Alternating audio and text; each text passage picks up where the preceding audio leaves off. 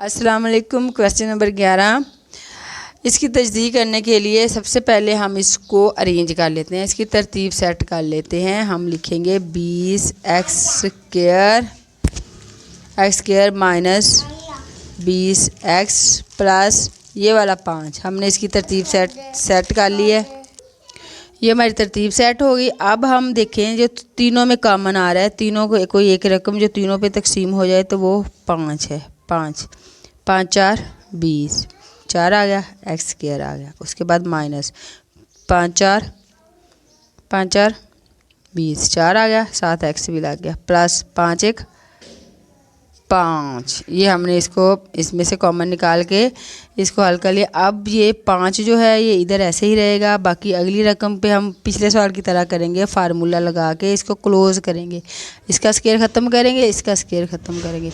इसका स्क्वायर ख़त्म किया तो हमारे पास आ गया 2x और इसका स्क्वायर ये अलग से है ऐसे।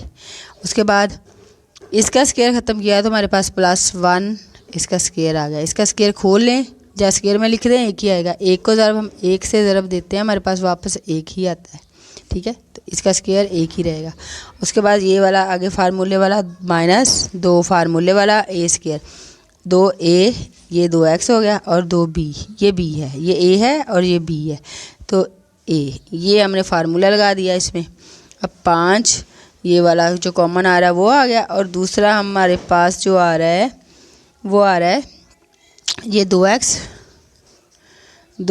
और यहाँ पे माइनस है, यहाँ भी माइनस लिखेंगे। ये वाला एक a ले लिया और b ले लिया और ये फार्मूला जब क्लोज़ करते हैं ये वाली रकम ख़त्म होगी हमारे पास ये इसका होल स्क्वायर आ गया ऐसे, ठीक है। जब हम इसको फार्मूला खोलेंगे ना वापस हमारे पास यही वाली रकम आ जाएगी।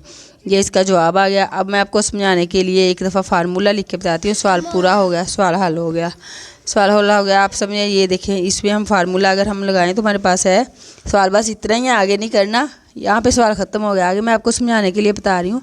आप समझिए a माइनस b और उसका होल स्क्वायर। आप समझ लें ये a है और ये b है और इसको फार्मूला लगा खोलते हैं। हम कहेंगे a² माइनस 2ab, ये 2 फार्मूले वाला a और b हो गया और प्लस b² हो गया, ठीक है। अब आप समझ लो ये a है, ये a² है, ये हमने a का स्क्वायर कर लिया माइनस 2, ये 2 माइनस फार्मूले वाला a और ये b लगा लिया और b का स्क्वायर लगा लिया। तो जब हम इसको वापस इस शक्ल में लिखा हुआ है ये वाली रकम, जब हमने इसको वापस क्लोज़ करना है स्क्वायर में वापस लेके जाना तो हमारे पास a माइनस b आएगा। ये वाली रकम हमारे पास ख़त्म हो जाएगी।